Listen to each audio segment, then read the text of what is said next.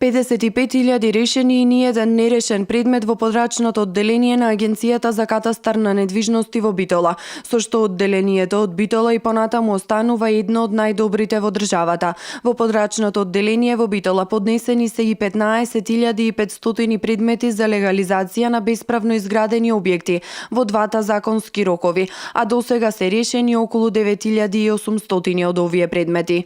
Ако знаеме дека во првиот рок беа поднесени 360.000 барања за легализација, во вториот рок кој што беше оваа година за легализација, беа поднесени до општините околу 80.000 нови барања за легализација, значи севкупно околу 440.000 барања.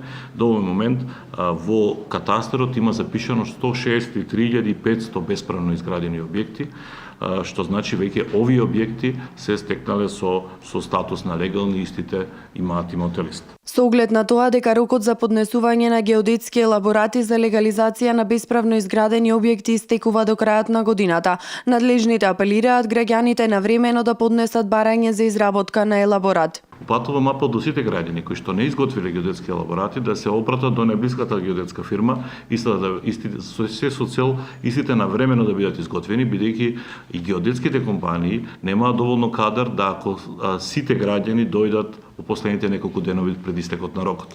За да не се доведеме ситуација да биде невозможно изготвување на овие геодетски елаборати, апелот е граѓаните кои што поднеле барање за легализација, заклучно со 2011 година, тоа да го направат поскоро. Во завршна фаза е и дигитализацијата на катастарските планови и нивно усогласување со базата на податоци во електронскиот катастар во општина Битола. Големо леснување за сите наши сограѓани, клиенти, потенцијални наши, големо леснување во работењето и оние проблеми што ги имале во минатото со години, децении, веќе да се сведуваат на минимум. Проблемите ги има и ќе ги има, ние сме тука да ги решаваме. Денеска и утре во просториите на Агенцијата за катастар на недвижности во Битола отворени денови за граѓаните. Изминатите години најпоставувани прашања биле во врска со сопственичките права произлезени од авионските снимања, легализацијата на имотите, како и останати прашања од имотно-правната проблематика.